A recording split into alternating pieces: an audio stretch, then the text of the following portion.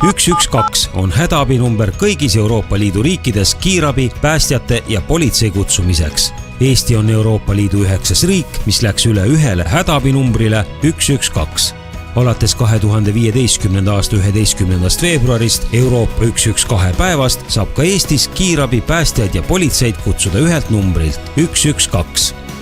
Hädaabinumbrile 112 tuleb abivajajatelt aastas kõnesid enam-vähem sama palju, kui on Eestis elanikke. Ligi 1,2 miljonile kõnele aastas, rohkem kui 3000 kõnele ööpäevas ja 130 kõnele tunnis vastavad Häirekeskuse päästekorraldajad.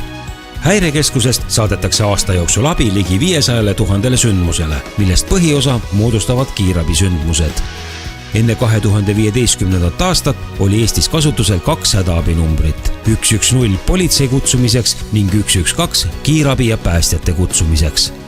Hädaabikõnesid võeti vastu ja abi saadeti välja 8 erinevas keskuses üle Eesti. Mahukat ümberkorraldust alustati aastal 2010. 4 aastat kestnud ettevalmistustes viisime ühele hädaabinumbril üleminekuks läbi rohkem kui 80 erinevat arendust ja projekti. Numbri 112 teenindamiseks ja hädaabiteenuse arendamiseks moodustati iseseisev päästeasutus Häirekeskus Siseministeeriumi valitsemisalas. Politsei- ja Piirivalveametilt võtsime Häirekeskusesse üle politseikõnede teenindamise. Õpetasime kõik päästekorraldajad ühtviisi hästi teenindama kõigi 3 valdkonna kiirabi, pääste ja politsei hädaabikõnest.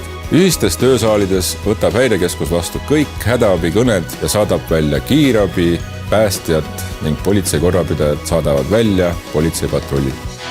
Ühele hädaabinumbrile ülemineku olulise eeldusena vähendati piirkondlikke keskusi 8-lt 4-le. Ehitati uued hooned ja loodi ühised töökeskkonnad Häirekeskuse 4 piirkondlikus keskuses Tallinnas, Tartus, Jõhvis ja Pärnus. Ühises füüsilises töökeskkonnas on infovahetus tunduvalt kiirem ja abi saatmine kvaliteetsem.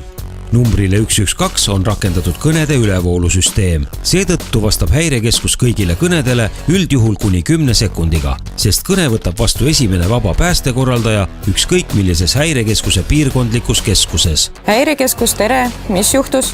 112-le helistades ei ole liinile pääsemise ootejärjekorda. Kui varem võis numbril 110 esineda teatavat ooteaega, siis number 112 on nüüd kiiresti kättesaadav ka politseikutsujale.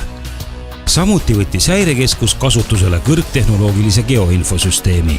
112-le helistaja positsioneeritakse digikaardil ning määratakse abivajaja asukoht. Digikaart näitab kõige kiiremini kohale jõudvad abiosutajad ja kiireima teekonna sündmuskohale.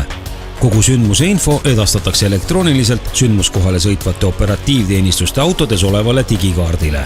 Kiire digikaardipõhine infovahetus kiirendab abi kohale jõudmist.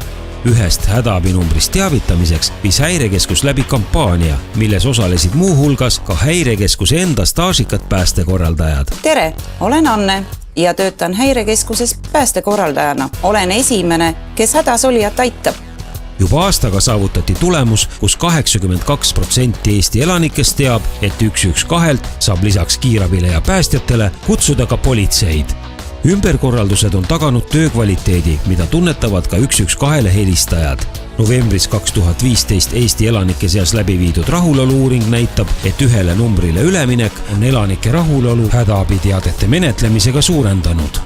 Meie pere sattus autoavariisse, minu tütar sai raskelt vigastada. Helistasin kohe hädaabinumbrile 112 ja kiiresti tulid kohale kiirabi, päästjad ja politsei. Varem oleksin pidanud mõtlema, millist abi millisel numbril kutsuda ning tegema mitu kõnet. Nüüd sain abi kutsuda ühelt numbrilt lihtsalt ja kiiresti. See hoidis kokku väärtuslikke sekundeid ja minu tütre elu päästeti. Ühele hädaabinumbril üleminek on Eesti siseturvalise valdkonna viimase aja üks suuremaid ümberkorraldusi. See, et elu- ja varapäästev hädaabiteenus on ühelt numbrilt lihtsalt ja kiiresti kättesaadav, aitab säästa ja seeläbi ka päästa inimelusid. Loomulikult suureneb ka riigi turvalisus.